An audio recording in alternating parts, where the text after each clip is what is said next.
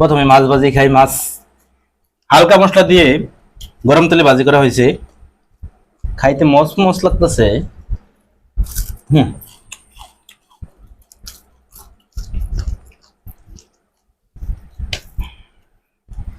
ভাতের সাথে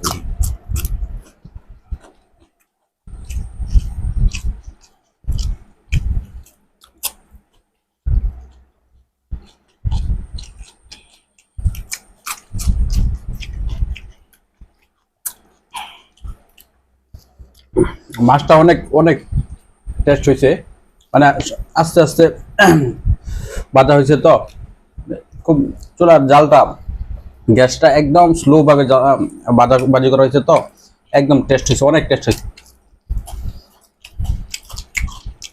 আমাদের দেশের অনেক প্রবাসী বাইরে আছে, তাদের জীবনটা মনে হয় এরকমই। আমরা যারা দেশে আছি তারা 6 মাস 1 বছর পরে হলে যাইতে পারি, তারা 5 বছর 10 বছর এমনকি দেখা যায় 20 বছরও দেশে যাইতে পারে না। এইভাবে তারা পরিবার ছাড়া ঈদ করে, কখন কি কি না খাই না খাই পরিবারেও জানে না। তারপরে আমরা তাদের জীবনটা কিছুটা হলেও দেশে দেখে উপলব্ধি করতে পারতেছি।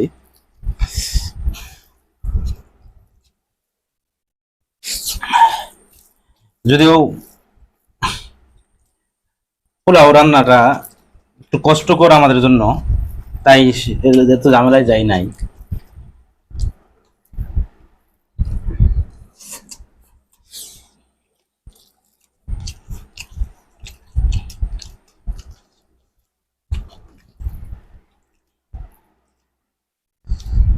বুঝিস, সব খাইতে চাইলে মাংস তো বাদে থেকে দেবো।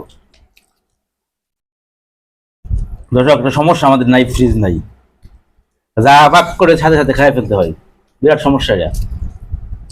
মুরগির মাংস নিয়ে যেত মাংস খাওয়া যাবে, ব্যাচেলার লাইফ। আর আমরা অনেক দূরে আছি, আপনার আশেপাশে থাকলে কেউ তো আর দাওয়াত করে খাওয়ানো যাইতো। এখানে আমাদের পরিচিত ততটা কেউ নাই, রাঙামাটি বুঝতেই পারছেন প্রত্যন্ত পাহাড়ি এলাকা, এখানে সচরাচর কেউ থাকে না।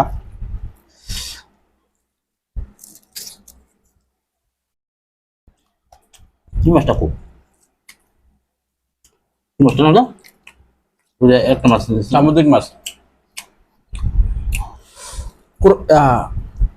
আইর মাছ নাকি গো? হ্যাঁ, একটা মাছ, একটা মাছের ইয়া নষ্ট বুঝাই দেন এখন বুঝতেছি। ওটা আমি আগে খেয়ে ফেলাইছি। ও রব ঝামেলা। একটা সামুদ্রিক মাছ ছিলাম ছোট, ওটা আমার বাতে যা আগে সাবার করে দিয়েছি।